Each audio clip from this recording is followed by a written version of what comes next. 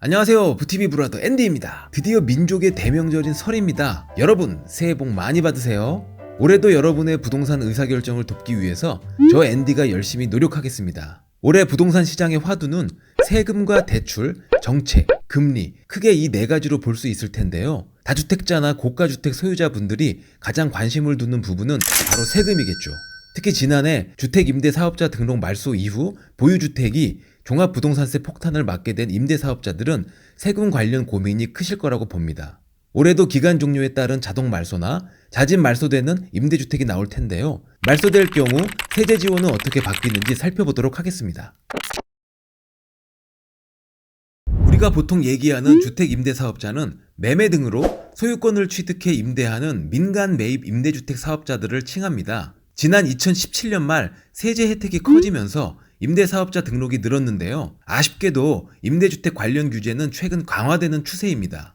우선 지난 2020년 7월 10일 대책으로 4년 단기 임대와 아파트 장기 일반 매입 임대 제도는 폐지됐기 때문에 임대 기간이 만료되면 자동으로 등록 말소됩니다. 또 1월 15일부터는 이유 없이 임대보증금 보증보험에 가입하지 않거나 지방자치단체의 가입 요구를 3번 이상 무시한 임대사업자는 등록 말소 처리될 수 있고요. 이와 함께 보증보험에 가입하지 않은 기간에 따라 보증금의 최대 10%까지 과태료 처분을 받게 됩니다. 임대사업을 하기가 까다로워지면서 등록을 말소하려는 사람들도 나타나고 있는데요. 자발적인 말소도 가능합니다. 임대기간, 5%의 임대료 증액 제한, 임대차 계약 신고 등 공적 의무를 만족한 임대사업자가 세입자의 동의를 얻어 말소를 요구할 경우 지자체는 등록의 전부 또는 일부를 말소할 수 있습니다. 4년 단기 임대와 8년 장기 임대 중 아파트는 임대 의무 기간의 절반을 채우면 임대 등록 자진 말소가 가능하고요. 비아파트 유형은 자진 말소 대상이 아니기 때문에 8년을 채워야 등록을 말소할 수 있습니다. 문제는 바로 이것입니다. 등록 임대주택은 종합부동산세 비과세를 적용받지만 등록이 말소됐다면 종합부동산세 계산 시 합산 대상이 된다는 점입니다.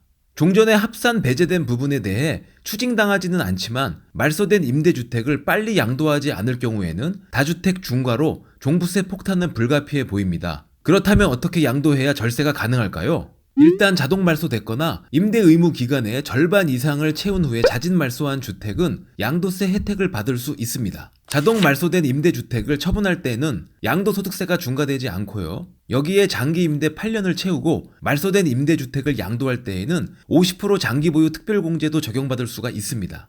그리고 자동 말소된 경우 말소 후 5년 이내에 2년 이상 거주한 주택을 처분하면 양도소득세 비과세를 적용받을 수 있습니다. 이때에도 세무서에 사업자 등록을 유지하고 임대주택은 5% 상한을 지켜 임대 중이어야 한다는 점에 유의할 필요가 있습니다.